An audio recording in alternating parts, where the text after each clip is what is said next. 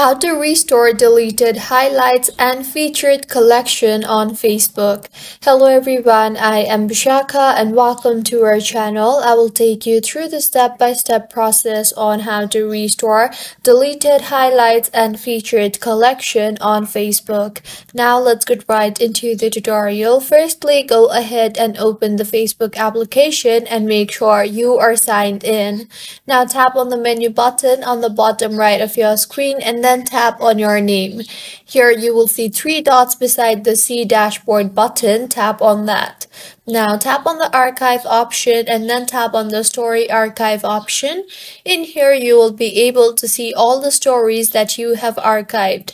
Simply tap on the story and then tap on the three dots you see there. Here you will see the option for feature at the bottom right of your screen.